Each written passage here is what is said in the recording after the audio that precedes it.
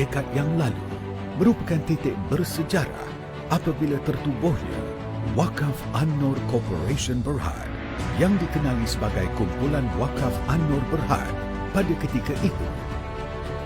Inisiatif perwakafan ini bermula dengan pewakafan aset di mana tapak Masjid An-Nur dan Klinik Wakaf An-Nur Kota Raya telah diwakafkan kepada Majlis Agama Islam Negeri Johor oleh Johor Corporation.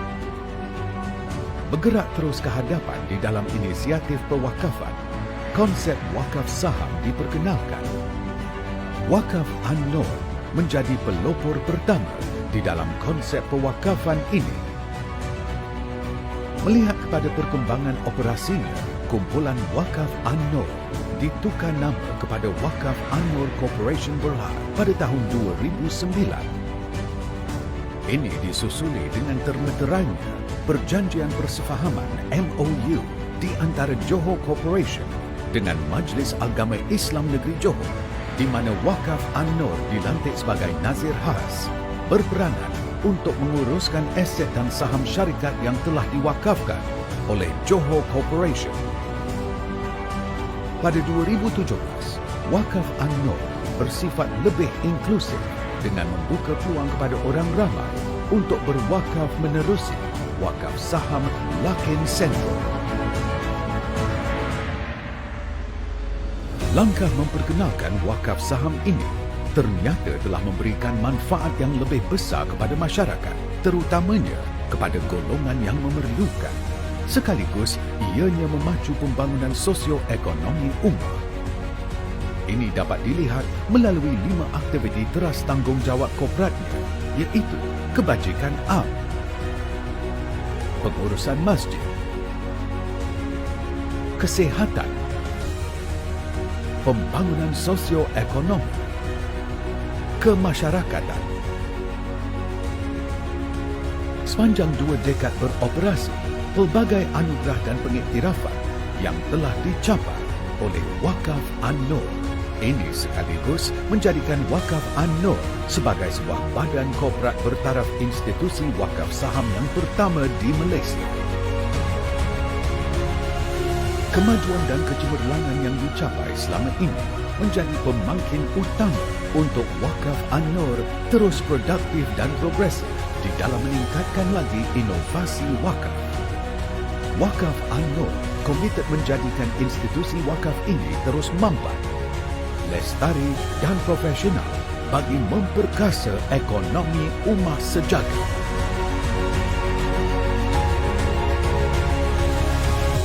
Wakaf An-Nur, 2 dekad bermakna, 2 dekad membela.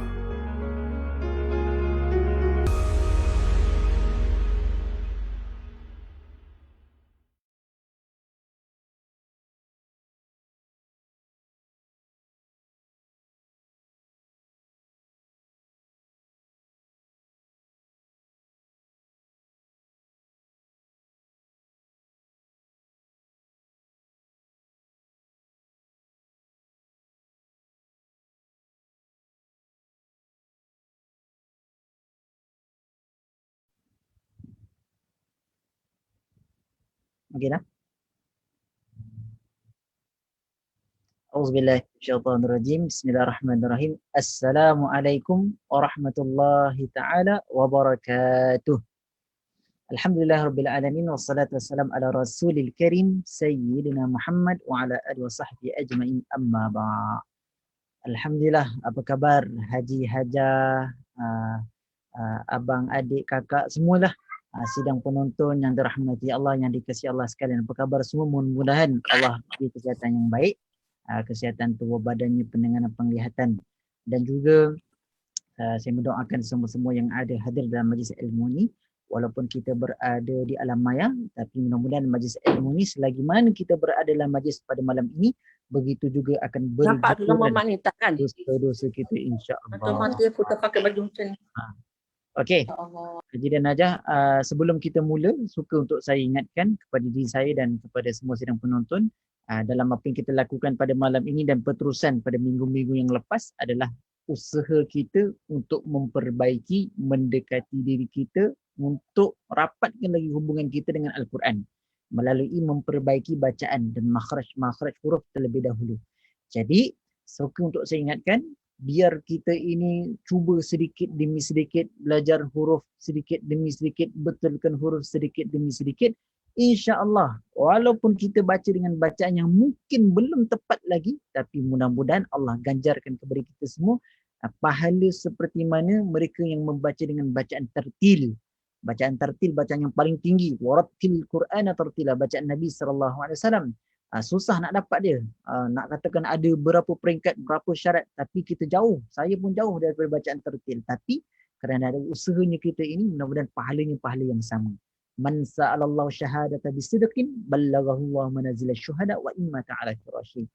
Kita niat dengan bersungguh-sungguh, Allah sampaikan pahala mudah-mudahan. Okey, tidak tanpa lengah lagi, kita akan masuk kepada makhraj halqi kita yang terakhir pada malam ini. Iaitu pada malam ini insya-Allah kita akan cuba bahaskan 4 huruf. Kita cuba insya-Allah. Tapi kita mula dengan makhraj halqi yang terakhir. Hamzah dah selesai, ha dah selesai, ha, ain, kha dah selesai. Hari ini kita akan makhraj pada huruf ghin. Pada tengok huruf ghin, kalau saluran kita dekat sini, halqum kita ni, bahagian halqi kita ni yang bahagian atas ni. Kat sini. Kha dah selesai dengan ghin. Kita akan bahas huruf ghin pada hari ini. Dan kalau kita tengok huruf ghin yang kita nak bahas, dia memiliki 4 sifat. Dia ada sifat yang lebih, ada ismat ataupun izlaq tu, tapi saya tak bahas yang tu kerana dia tidak mempengaruhi pun dalam pengucapan, cuma menceritakan tentang sifat huruf itu tersendiri. Jadi saya tak sebutlah, yang saya sebut, saya muatkan di sini ada 4 sifat yang ada pada huruf ghin. Yang pertama, sifat jahar. Jahar itu sifat dibaca dengan jelas. Maksudnya tak ada hamas, tak ada aliran udara, tapi dia jelas. Isti'ala dia tinggi. Ada huruf 6 huruf isti'ala, di antaranya huruf ghin. Disebut isti'ala tu apa? Maksudnya pangkal lidah. Bahagian pangkal lidah ni naik atas satu kali. Ditinggikan bahagian pangkal lidah, maka disebut ghin. Gha. Ghin, bahagian pangkal lidah tu. Kemudian narkhawah, dia itu lunak, dia itu lembut, dia tidak keras. Dia tak ada dia tak ada gha, ghi. Dia itu rakhawah, dia lunak, dia macam lembut lah sebutannya ghin. Infitah dengan terbuka. Bahagian sisi lidah tidak terangkat ke atas. Infitah ni terbuka. Kemudian kita tengok di antara kesalahan umum yang berlaku dalam penyebutan huruf ghin. Jadi bila kita baca dekat sini, bila saya baca, nanti hajah-hajah yang berada kat rumah, tuan-tuan haji yang ada kat rumah, sebut sekali sama-sama dengan saya lah. Jadi okey, yang pertama, sebutan ghin dengan sebutan yang tidak jelas. Ini pun biasa berlaku. Contohnya dalam surah At-Taubah pada ayat yang kelima, Allah SWT menyebutkan, contohnya lah, Innallaha ghafurur rahim. Kat sini, saya tunjukkan contoh ada 2 huruf tak jelas tu. Satu ha, nombor 2 ghin. Cuba cek balik-balik, saya baca lagi sekali. Innallaha ghafurur rahim. Innallaha dia semacam sekadar lalu, seperti mana melepaskan batuk di tangga. Pergi tepi tangga kita batuk. Maksudnya sambil lewa lah, sambil lewa. Innallaha ghafurur rahim. Tak jumpa hanya kat mana, ra-nya pun tak mana. Innallaha ghafurur, sepatutnya innallaha gha. Ni pangkal lidah ni. Dekat makhraj halqum ni, makhraj halqum kat sini. Tuan-tuan cuba. Tu, kemudian pangkal lidah. Ni kalau lidah saya pandang ke sana, bahagian ni bahagian belakang, naikkan ke atas. Jadi gha, innallaha ghafurur rahim. Itu sebutan yang tidak jelas, itu biasa berlaku. Nombor 2, kesalahan umumnya adalah terdapat pantulan. Ada bahasa lain, ada qalqalah ketika sebutan huruf gha. Contohnya dalam surah Al-Fatihah pada ayat yang ke-7. Ghairil seolah-olah dia itu terkeluar, ada pantulan. Sepatutnya dikekal kat makhraj halqum ni, ghairil bahagian pangkal lidah dinaik. Dia tak maghdu, yang re tu tak ada. Kalau maghe tu maghilik. Maghilik yang selalu kita jual yang warna bulat-bulat itu maghi. Kalau maghe itu lain. Tapi ghin ni dia tak ada pantulan. Dia tak ada qalqalah. Ghairil maghdu dia tak ada maghe. Itu kena pastikan.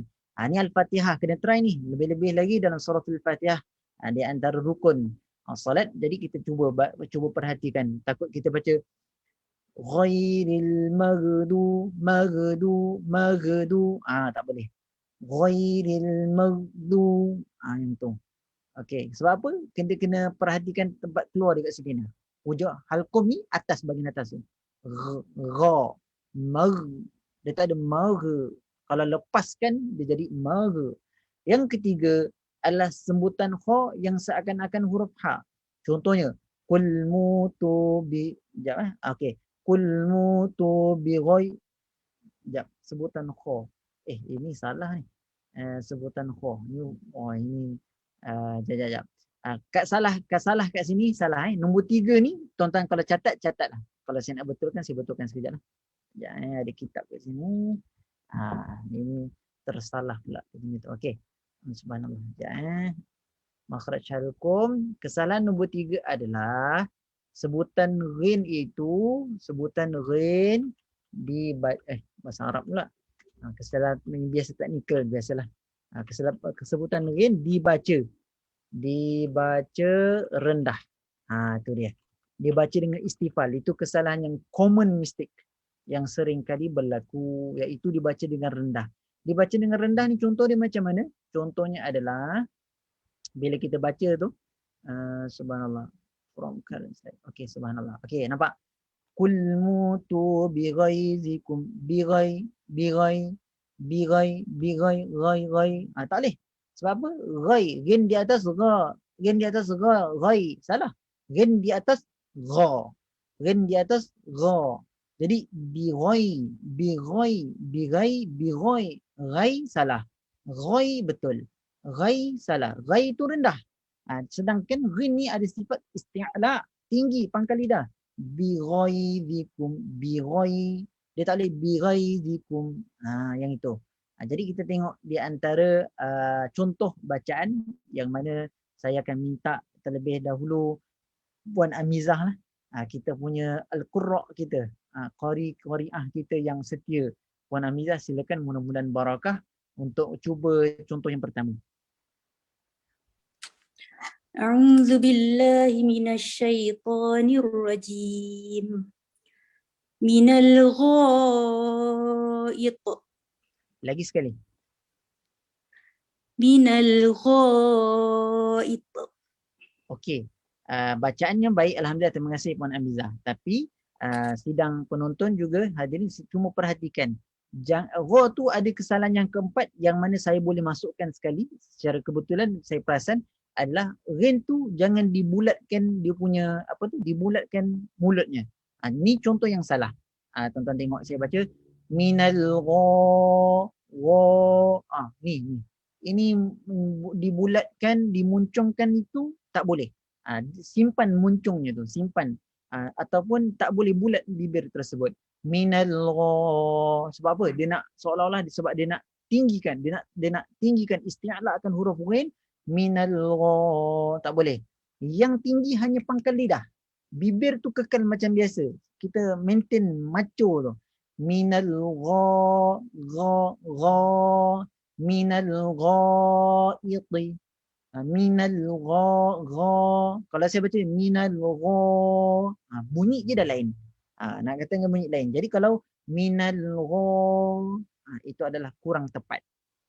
Kalau minal gha, minal gha, dia tak muncung begitu.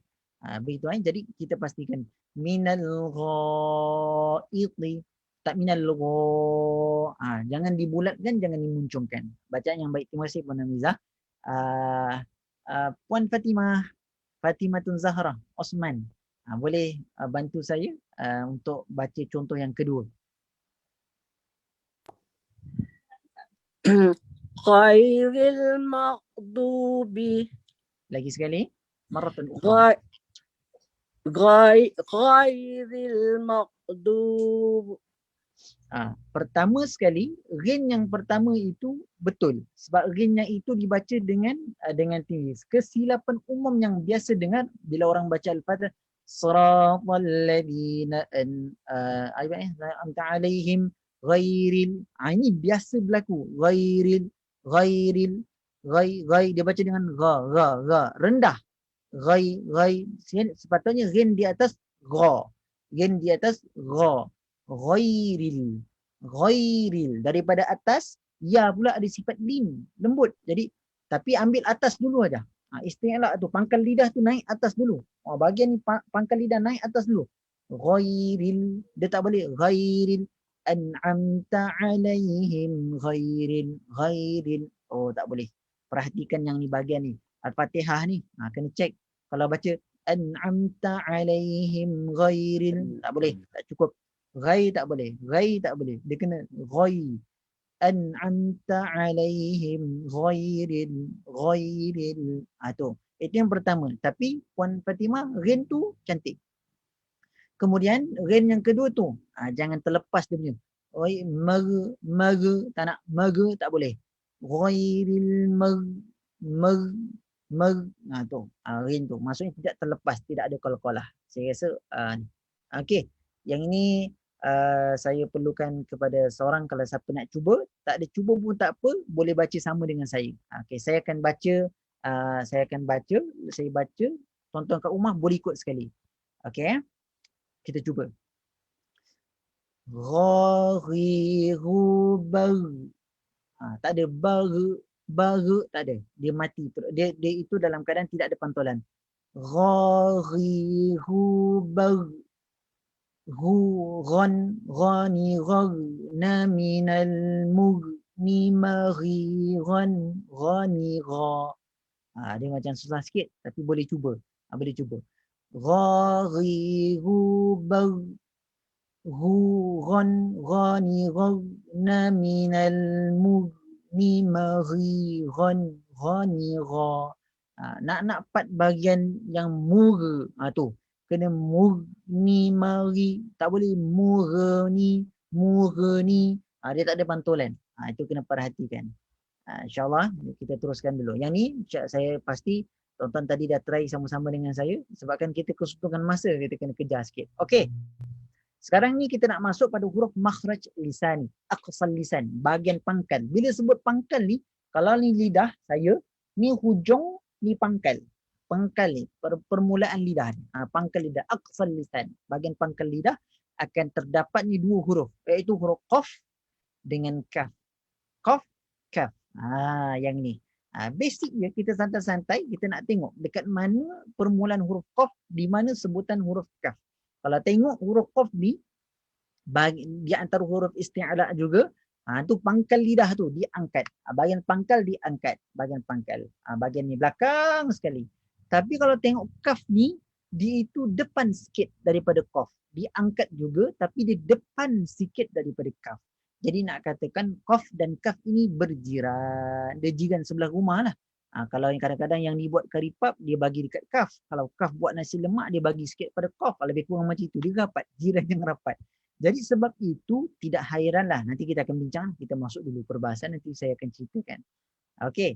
Perbahasan permulaan pada huruf qaf. Qaf yang mana ia ada sifat jahar jelas, dia ada sifat isti'ala tinggi, iaitu bahagian pangkal lidah, bahagian belakang lidah dinaikkan tinggi. Kemudian ada sifat syiddah. Syiddah tu tersekat, tertahan aliran suara, sebab tu dia ada qalqalah. Sebab tu syiddah dan qalqalah saya letak satu kolom. Disebabkan tertahan aliran suara, maka dia ada pantulan tersebut. Contoh falaq. Kita sekat aliran suara, maka pantulan huruf qaf. Falaq. Nanti kita ceritalah. Infitah dan dia itu dengan sifat terbuka. Kesalahan umum yang berlaku adalah ketika mana kita membaca qaf dengan membulatkan bibir. Qa. Tonton tengok mulut saya. Qa. Wa qalu. Tu. Kesilapan kat sini pada waw tu dah salah dah, tapi tak apa. Tengok aja biasa kita baca. Contoh Waqalu idza dhalalna waqalu. Bunyi itu dah bunyi macam taranum dah. Waqalu, tapi dia punya kesilapan adalah qaf itu bulat bibir. Tuan-tuan tengok, tuan-tuan boleh tengok saya punya mulut dah.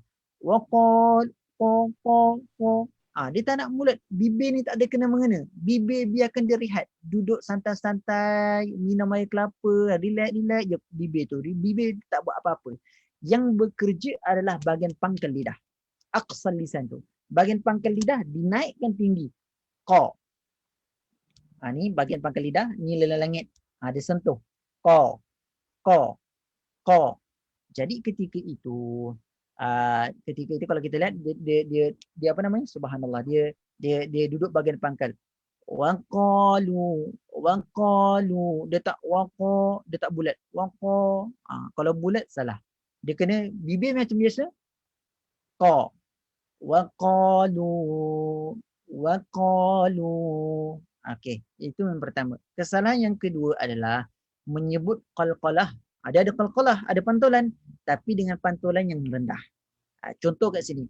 Qul a'udzu birabbil falaq. Falaq. Falaq. Sedangkan qaf itu hurufnya tinggi. Qaf di atas qa. Tapi bila pantul falaq qa ke kan lari. Sebatan bila qaf di atas qa. Falaq. Kita pantulkan semula dengan sifat isti'la'nya. Qul birabbil falaq.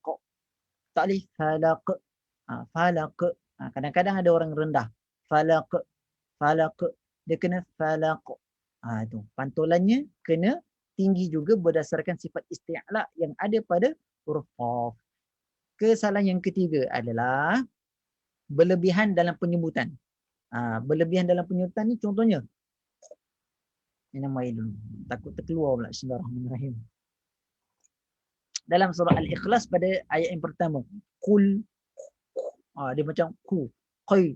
Qa. Qai. Ku. Itu berlebihan. Qa. Qai. Ku. Qa. Qai. Ku. Qul huwallah.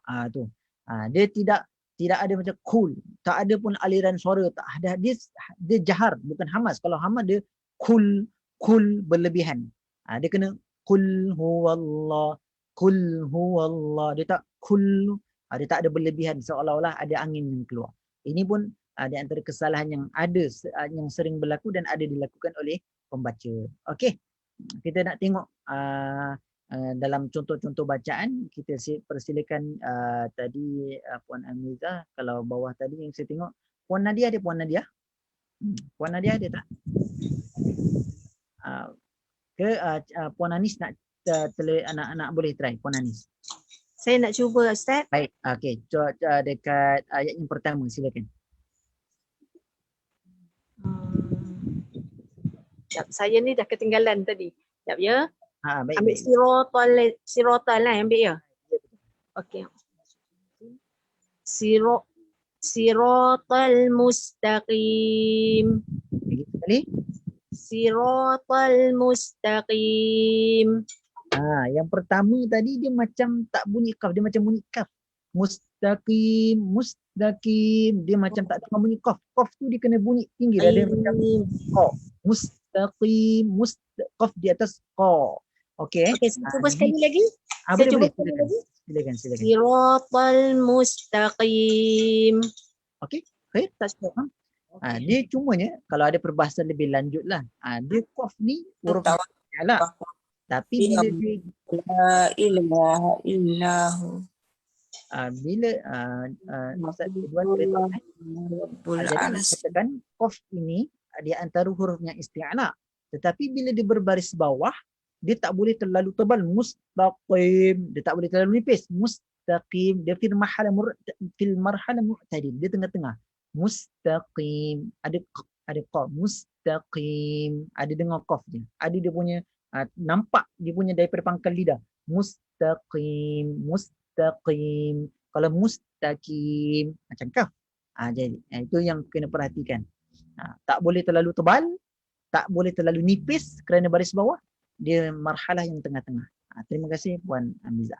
Seterusnya kita tengok Puan Nur. Puan Nur, silakan Puan Nur.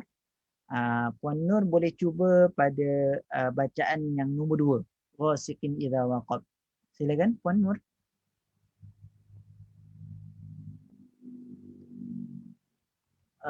Puan Nur kalau boleh bantu ataupun siapa-siapa yang ada volunteer. Alamak, ada tak boleh? Saya cubalah. Boleh, silakan. Silakan. Kita doakanlah siapa-siapa yang dengan ringannya volunteer dan mutatawwi' ini, mudah-mudahan Allah bagi dia barakah kemuliaan dalam pembacaan Al-Quran, insya-Allah. Silakan. Ghasiqin idza waqab. Lagi sekali. Ghasiqin idza waqab. Okey, tetapi macam saya sebut, la ifrat wala tafrit. Tak boleh kurang sangat, tak boleh berlebihan. Ghasiqin dia terlalu ni. Dia seolah-olah qaf itu berlebihan. Ghasiqin idza waqab. Ya, dia tak boleh berlebihan, dia tidak boleh berkurangan. Saya rasa ghasiqin Puan Anis tadi pada qin tu dia macam ada berlebihan sikit. Ghasiqin idza waqab. Cuba lagi sekali. Ghasiqin idza waqab. Jangan terkeluar sangat. Oh. Dah. Ghasiqin, tak ada. Ghasiqin. Ghasiqin idza waqab. Lebih better daripada tadi. Lebih better daripada tadi. Okey, saya cuba lagi nanti. Baik, alhamdulillah, tahniah. Terima kasih dalam soal Al-Masad pada ayat ketiga. Okey. Okey, Puan Nur tadi dia kata dah boleh cuba. Okey, Puan Nur silakan pada ayat yang ketiga. Silakan. A'udzubillahi minasyaitonir rajim. Min syarri ma khalaq. Okey, marratan ukhra. Lagi sekali. Min syarri ma khalaq. Khair. Okey, kita nak tengok pantulan dia itu adalah pantulan yang pada huruf qaf yang tinggi ataupun rendah. Jadi kalau kita dengar Puan Nur baca tadi, min syarri ma khalaq. Jadi itu adalah bacaan yang baiklah. Jadi kalau yang kesalahannya adalah min syarri ma khalaq. Itu yang salah. Tapi kalau khalaq dipantulkan dengan huruf qaf itu dengan sifat isti'la'nya, maka itu bacaan yang baik. Dan soal falaq pada ayat kedua. Terima kasih pada Puan Nur. Jazakallah khair katsiran tayyiban mubarakan fiik. Okey. Khair. Seterusnya kita akan pergi kepada huruf bukan huruf. Ini kita nak cuba. Yang tadi kita ada dia punya ni, kita nak cuba secara ringkas ni. Untuk disebut dia punya bahagian tersebut huruf qaf kif kuning. Okey. Siapa nak cuba? Puan Rupiah ada, Puan Rahmah ada. Siapa-siapa? Puan Arnianti. Atau siapa-siapa lah. Puan Amizah ada, Puan Nur boleh, silakan. Okay, Ustaz, saya cuba. Boleh, silakan. Okey, daripada atas barisan kedua dan barisan ketiga. Silakan. Qaqiqu. Okey, jangan berlebihan. Dia qaqi, dia tak ada tak ada. Dia cuma qaqiqu. Cuba. Qaqiqu. Tamam. Qaqiqu. Satu lambat sikit.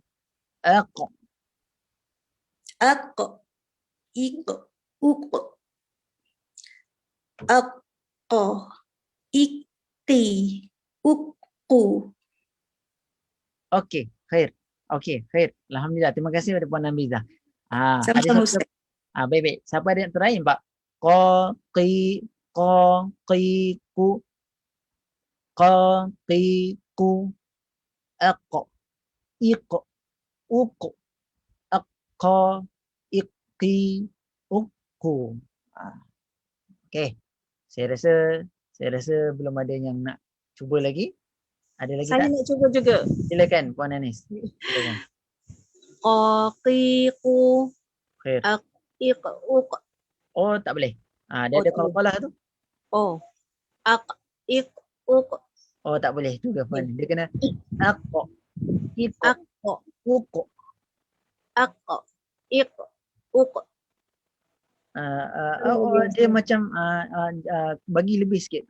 Dia macam okey. Aqqa. Iq. Uq. Teruskan. Aqqa. Iqi. uktu. Ukku. Ukku. Ukku. Saya tak dengar dia punya ko tu. Ukku. Ukku. Akko. Ikti. Ukku.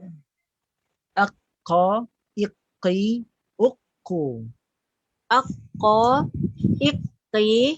Ukku. Okey, khair, tamam. Terima kasih kepada Puan Hamizah. Itu huruf qaf kif huruf Saya qaf. masih tak betul lagi ya Ustaz. Alhamdulillah betul. Betul. Cuma kadang-kadang ada kurang, kadang-kadang ada terlebih. Dia kena duduk tengah-tengah dia punya kalau macam berbaris bawah maka dia duduk kat tengah-tengah. Tapi kalau bila berbaris atas macam dia kena diisti'alakan seperti biasalah. Tapi baik. Overall baik. Okey. Seterusnya kita akan tengok pada makhraj lisani aqsa lisan yang kedua iaitu huruf kaf. Tadi qaf ni kaf. Ni kaf. Kaf ni ada sifat hamas. Dia ada aliran angin yang keluar. Dia tak seperti mana secara jelas huruf qaf. Kemudian syiddah, dia tertahan tapi dia tidak tinggi. Bahagian pangkal lidah dia tak naik tinggi, tapi di bahagian depan sikit daripada qaf dan dia infitah, dia terbuka. Sebab tu kalau perasan, disebabkan dia ini duduk berhampiran, jiran rapat kepada qaf, maka sebab tu kalau kita takbir Allahu dia ada seolah-olah ada pantulan yang halus, kencil. Qaf dia ada pantulan qalqalah, tapi kerana dia duduk berhampir, dia ada bau-bau bacang lah, dia ada serpihan dia. Jadi dia kerana terlalu hampir, jadi dia Allahu akbar. Tu. Dia tak Allahu akbar, itu bukan, dia halus dia. Akbar. Kerana apa? Kerana terlalu hampirnya makhraj kaf ini dengan huruf makhraj qaf. Itu dia. Okey. Subhanallah. Okey, kita tengok kesalahan umum yang berlaku adalah menyebut aliran nafas itu berlebihan. Hamasnya. Contoh dalam surah Ali Imran pada ayat 41. Rabbaka kathir, rabbaka rabbaka kathira. Kaf tu terlalu lepas, terlalu angin yang banyak keluar, berlebihan. Rabbaka kathira. Sepatutnya rabbaka kathira. Dia tak berlebihan hamas itu ataupun angin. Yang kedua, kesalahan yang berlaku adalah menyebutkan tanpa hamas langsung. Contoh, yaktubunal kitab. Dia yaktubu. Tak ada aliran suara. Dia seolah-olah tersekat. Yaktubunal kitab. Dalam surah Al-Baqarah pada ayat ke-79. Sepatutnya ada aliran suara sedikit. Yaktubu. Nampak? Kalau sekat, yaktubu.